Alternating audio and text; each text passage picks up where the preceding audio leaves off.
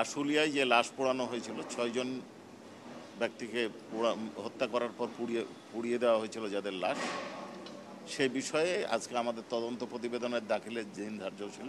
কিন্তু আমরা যখন তদন্ত প্রতিবেদন প্রস্তুত করছিলাম এই মুহূর্তে একটা হঠাৎ করে তথ্য আসে এবং আমরা একটা ভিডিও শনাক্ত করতে পেরেছি, আমরা উদ্ধারও করেছি। তাতে দেখা যাচ্ছে যে এইখানে কারা কিভাবে হত্যা করেছে সেই বিষয়টা আমাদের সামনে এসেছে।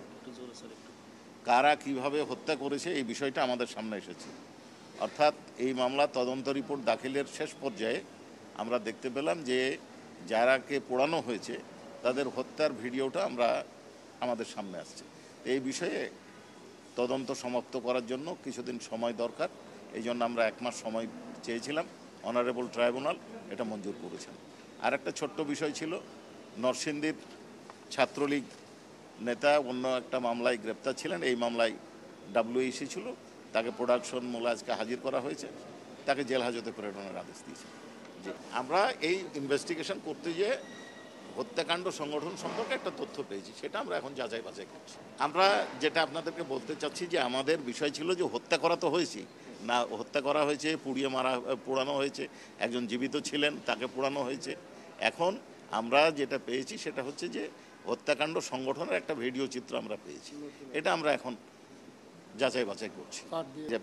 কি বললেন আপনি? পরবর্তী ডেট হচ্ছে 25/5। জি,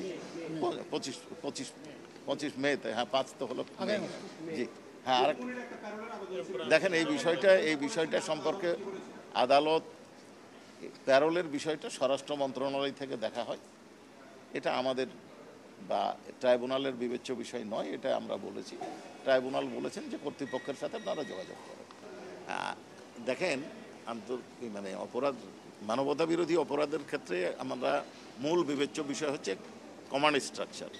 কমান্ড স্ট্রাকচারের বিরুদ্ধে বিষয় তদন্তটা আমরা মূলত করি। তার সাথে পারপেট্রেটর যারা আছে, যারা হত্যাকাণ্ড সংগঠন করে বা অন্যান্য অ্যাট্রোসিটির সাথে জড়িত থাকে, তাদের বিষয়টা আমরা তদন্ত করি। এখন তদন্ত একটা চলমান প্রক্রিয়া, এই তদন্তে নতুন তথ্য আসে, ফার্দার ইনভেস্টিগেশন পরেও হতে পারে। এখন কোনো তথ্য যদি আমাদের সামনে আসে নতুনভাবে, সেই তথ্য ইগনোর করে তো আমরা তদন্ত রিপোর্ট দাখিল করতে পারবো না। এবং এইখানে হয়তো 10 দিন বা 5 দিন বা 1 মাস সময় একটু বেশি লাগতেই পারে। পূর্ণাঙ্গ তদন্ত রিপোর্টের জন্য এবং ন্যায় বিচারের স্বার্থে এই সময়টা প্রয়োজন আমাদের।